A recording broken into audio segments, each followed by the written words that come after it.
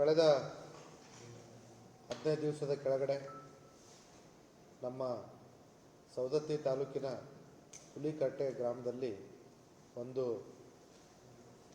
ಬೆಚ್ಚಿ ಬೀಳುವಂಥ ಘಟನೆ ನಡೆದಿತ್ತು. ಆವತ್ತಿನ ದಿವಸ ವಿಷಪೂರಿತ ನೀರಿನ ಸೇವನೆ ಮಾಡಿ ಸುಮಾರು ಮಕ್ಕಳು ಆಸ್ಪತ್ರೆಗೆ ಅಡ್ಮಿಟ್ ಆಗಿದ್ದರು.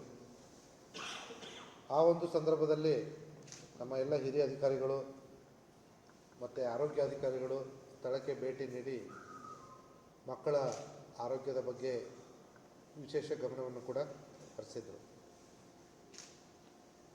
ಈ ಒಂದು ವಿಚಾರದಲ್ಲಿ ನಮ್ಮ ಸವದತ್ತಿ ಪೊಲೀಸ್ ಠಾಣೆಯ ಅಧಿಕಾರಿಗಳು ಸ್ಥಳಕ್ಕೆ ಭೇಟಿ ನೀಡಿದಾಗ ಅಲ್ಲಿ ಒಂದು ಬಾಟ್ಲು ಬಿದ್ದಿತ್ತು ನೀರಿನ ಟ್ಯಾಂಕ್ ಹತ್ರ.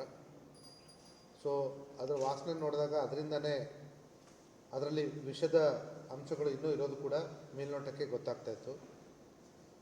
ಆ ಒಂದು ಮಾಹಿತಿ ಆಧಾರದ ಮೇಲೆ ಮತ್ತು ಆ ಜನತಾ ಸರ್ಕಾರಿ ಹಿರಿಯ ಪ್ರಾಥಮಿಕ ಶಾಲೆ ಮುಖ್ಯೋಪಾಧ್ಯಾಯರಾಗಿರ್ತಕ್ಕಂಥ ಸುಲೇಮಾನ್ ಗೋರಿ ನಾಯಕ್ ಅವರು ಕೊಟ್ಟಿರ್ತಕ್ಕಂಥ ಕಂಪ್ಲೇಂಟ್ನ ಆಧಾರದ ಮೇಲೆ ಒಂದು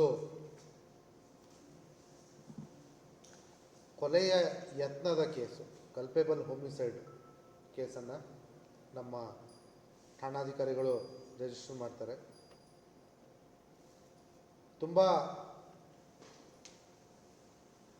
ವೈಜ್ಞಾನಿಕವಾಗಿ ತುಂಬ ಮುತುವರ್ಜಿ ವಹಿಸಿಕೊಂಡು ನಮ್ಮ ಸವದತ್ತಿ ಠಾಣೆ ಅಧಿಕಾರಿಗಳು, ವಿಶೇಷವಾಗಿ ಇನ್ಸ್ಪೆಕ್ಟರ್ ಧರ್ಮಟ್ಟಿ ಮತ್ತು ಅವರ ಮೇಲ್ವಿಚಾರಣೆ ವಹಿಸಿಕೊಂಡಿರ್ತಕ್ಕಂಥ ರಾಮದುರ್ಗ DSP ಚಿದಂಬರ ಅವರು ಈ ಒಂದು ತನಿಖೆಯಲ್ಲಿ ತಮ್ಮನ್ನೇ ಸಂಪೂರ್ಣವಾಗಿ ತೊಡಗಿಸ್ಕೊಂಡು ಇವತ್ತಿನ ದಿವಸ ಈ ಒಂದು ಹೃದಯ ವಿದ್ರಾವಕ ಘಟನೆಗೆ ಕಾರಣವಾಗಿರೋದನ್ನು ಬಂಧಿಸುವಲ್ಲಿ ಯಶಸ್ವಿಯಾಗಿದ್ದಾರೆ. ಈ ಪ್ರಕರಣದಲ್ಲಿ ಈಗಾಗಲೇ ನಾವು 3 ಜನ ಆರೋಪಿಗಳನ್ನ ಬಂಧಿಸಿದ್ದೀವಿ. ಅದರಲ್ಲಿ ಕೃಷ್ಣ ಮಾದರ್ ಅಂತ ಅದೇ ಹುಲಿಕಟ್ಟೆ ಗ್ರಾಮದವನು, ನಾಗನಗೌಡ ಪಾಟೀಲ್ ಅಂತ ಹೇಳಿ, ಮತ್ತು ನಾಗನಗೌಡನ ಹತ್ತಿರದ ಸಂಬಂಧಿಯಾಗಿರ್ತಕ್ಕಂಥ ಸಾಗರ್ ಪಾಟೀಲ್.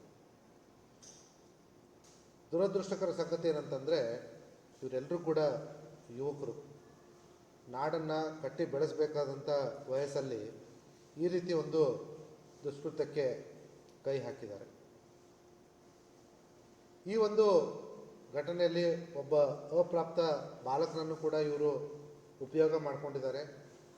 ಆದರೆ ನಮ್ಮ ತನಿಖೆಯಲ್ಲಿ ಕಂಡುಬಂದ ಪ್ರಕಾರ ಆ ಅಪ್ರಾಪ್ತ ಬಾಲಕನು ಅಮಾಯಕನಾಗಿದ್ದು ಅವನ ಮುಗ್ಧತೆಯನ್ನು ಇವರು ತಮ್ಮ ಹೀನಾಯ ಕೃತ್ಯಕ್ಕೆ ಬಳಸ್ಕೊಂಡಿದ್ದಾರೆ.